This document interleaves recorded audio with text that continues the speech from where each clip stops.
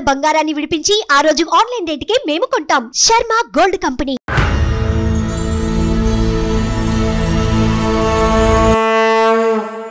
నమస్కారం, జై Srimannarayana. Sri Gayatri tours and travels వాళ్ళు ఆర్గనైజ్ చేస్తున్నటువంటి నేపాల్ ముక్తినాథ్ యాత్రలో భాగంగా 5వ రోజు కాఠ్మండూలో ముఖ్యమైన ప్రదేశాలు మనం చూస్తున్నాం. ఇందులో భాగంగా ప్రస్తుతం మనము జల్ నారాయణ స్వామి టెంపుల్ దగ్గరికి వచ్చామండి. ఇక్కడ చాలా ప్రత్యేకం అంటారు. స్వామివారు ఎంత పెద్దగా ఉంటారంటే మళ్ళీ నీళ్లల్లోనే ఉంటారనమాట, ఆ జలంలోనే ఉంటారు ఆ నారాయణుడు. వారి విగ్రహం దగ్గర ప్రస్తుతం మనం ఉన్నాము. ఈ లోపలికి కనిపిస్తుంది, మీకు విజువల్స్లో కూడా నేను చూపిస్తాను. మరి ఇక్కడ విశేషాలు విశిష్టత గురించి వివరించేందుకు ప్రస్తుతం మనతో పాటు బ్రహ్మశ్రీ భరత్ శర్మ గారు ఉన్నారు. వారితో మాట్లాడదాం. గురుగారు నమస్కారం. ఓం నమో నారాయణాయ.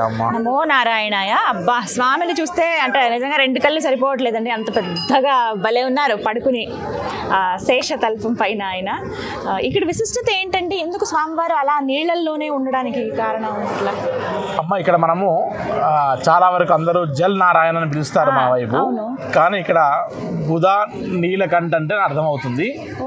వీటికి ఒక చరిత్ర ఉంది ఈ యొక్క ప్రదేశానికి.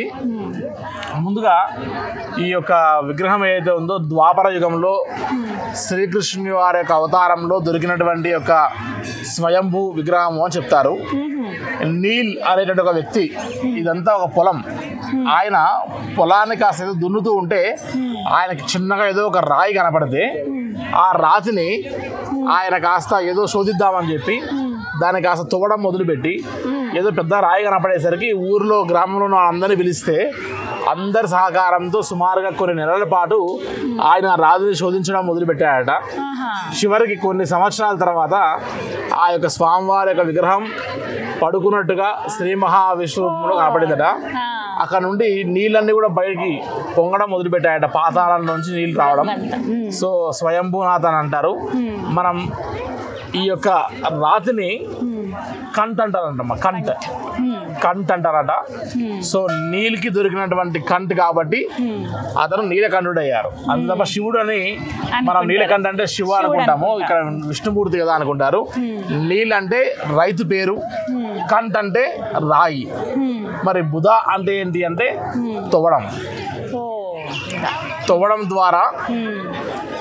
తవ్వడం ద్వారా ఏదైతే నీళ్ళకి దొరికినటువంటి యొక్క కంఠం అనేటువంటి రాయి ఉందో అదే బుధ నీలకంఠ అని ఇక్కడ విశేషము. మనము ఇక్కడ చాలా చెప్పుకోదగిన ఒక చరిత్ర ఏంటంటే శ్రీ మహావిష్ణువు పడుకున్నటువంటి శేషపాన మీద పడుకున్నటువంటి శ్రీ మహావిష్ణువు ఇటువంటి ఇంత పెద్ద విగ్రహం మనం ప్రపంచంలోనే ఎక్కడ చూడలేము. ప్రపంచంలోనే అతి పెద్ద గొప్పదైనటువంటి యొక్క దర్శించుకోవాల్సినటువంటి యొక్క పడుకున్నటువంటి ఒక శ్రీ మహావిష్ణువు అని చెప్తారు. కాబట్టి బుధ నీలకంఠ అనేటువంటి ఈ ప్రదేశాన్ని ఈ యొక్క నేపాల్ ముక్తినాథ్ యాత్రలో ముఖ్యంగా కాఠ్మండు వచ్చిన ప్రతి ఒక్కరూ చూసేటువంటి అత్యధికమైన ముఖ్యమైన ప్రదేశాల్లో ఈ ప్రదేశం కూడా ఒకటి అని చెప్పచ్చు. అయితే ఇక్కడ మనం బాగా గమనిస్తే అమ్మ, ఇక్కడ నారాయణమూర్తి శ్రీ మహావిష్ణు, అదేవిధంగా నేపాల్లో రాజు కూడా ఆయన కూడా శ్రీ మహావిష్ణుతో సమానంగా భావిస్తారు. కాబట్టి ఒక శ్రీ మహావిష్ణు స్థానంలో ఉండి ఇంకో శ్రీ మహావిష్ణు దగ్గరికి వెళ్ళకూడదు అనే అపోహతో ఇక్కడికి ఎప్పుడు కూడా రాజులు ఎవరు రారు. నేపాల్ రాజులు అన్ని దేవాలయాలకు వెళ్తారు, కానీ ఇక్కడ మాత్రం ఈ బుధ నీలకంఠ అనేటువంటి ఒక ప్రదేశానికి మాత్రం రాజులు ఎవరు కూడా దర్శనానికి రారు. అది ఇక్కడ చెప్పుకోదగిన విషయము. ప్రతి ఒక్కరు దర్శించుకొని తరించాల్సినటువంటి యొక్క సుందరమైనటువంటి అతి పెద్దదైనటువంటి శ్రీ మహావిష్ణువు యొక్క దర్శనం అమ్మ. చాలా చక్కగా వివరించారండి. మొత్తంగా వచ్చిన వాళ్ళైతే ఖచ్చితంగా దర్శనం చేసుకోవాల్సిన ప్లేస్ ఇది కదండి. థ్యాంక్ యూ గురువు గారు. సో విన్నారు కదా, చాలా చాలా బాగుందండి. అంటే స్వామివారి విగ్రహమే చాలా నిండుగా ఉంది. ఖచ్చితంగా కాఠ్మండు వచ్చిన వాళ్ళందరూ దర్శించుకోవాల్సిన ప్రదేశాలలో మరీ ముఖ్యమైనదనమాట నీలకాంత్ అని. బుధ నీలకాంత్ అంటేనే అర్థమవుతుంది. మన జలనారాయణ అని మనం అంటాము, బట్ వీళ్ళకి అలా అర్థం కాదు. చెప్పే వాళ్ళకి మనం అడ్రస్ అడిగేటప్పుడు బుధ నీలకాంత్ టెంపుల్ ఎక్కడ అని అంటే చెప్తారనమాట. అలా ఇక్కడి నుంచేనండి వాక్. ఇలా నెమ్మది నడుచుకుంటే క్యూ లైన్లో పెద్ద క్యూ లైన్ ఏం లేదు, గబగబా అలా నడుచుకుని వెళ్ళిపోవచ్చు. యాక్చువల్లీ ఇవాళ సండే, అందుకు ఈ మాత్రం పబ్లిక్ ఉన్నారు. అలాగే కొన్ని పూజలు కూడా చేస్తున్నారు ఈ చుట్టుపక్కల. చుట్టూ అంతా కూడా చూడొచ్చు. ఈ స్వామికి సంబంధించినవే కొన్ని ఉపాలయాలు కూడా ఉంటాయి. ప్రతి చోట శివాలయం మనకు అనిపిస్తుంది, ఇక్కడ కూడా శివాలయం ఉంటుంది.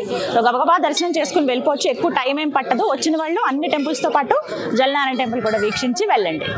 నమో నారాయణ.